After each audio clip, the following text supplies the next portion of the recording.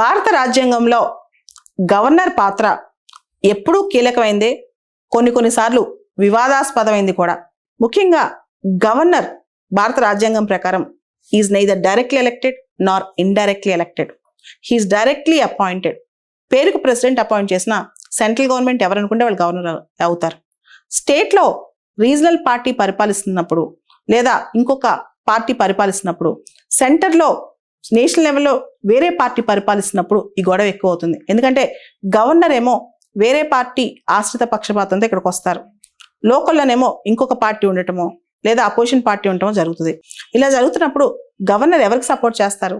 ఏదైనా పరిస్థితులు వచ్చినట్టు గవర్నర్ ఏం చేస్తారు? మన రాజ్యాంగంలో ఆర్టికల్ 356 ఉంది, ఆర్టికల్ 356. దీని ప్రకారం ఒక రాష్ట్రము ఆ రాష్ట్రం రాజ్యాంగం ప్రకారం నడవట్లేదు, ఆ రాష్ట్రంలో కాన్స్టిట్యూషన్ మిషనరీ ఫెయిల్ అయిందని చెప్పి గవర్నర్ నేరుగా ప్రెసిడెంట్కి రిపోర్ట్ పంపించవచ్చు 356 ప్రకారం. సో ఆ రిపోర్ట్ బేస్ చేసుకుని ప్రెసిడెంట్ రూల్ పెట్టవచ్చు అనమాట. గవర్నర్ రిపోర్ట్ పంపిస్తేనే రాష్ట్రపతి పాలన విధించే అవసరం లేదు, కానీ జనరల్గా గవర్నర్ రిపోర్ట్ పంపిస్తుంటారు.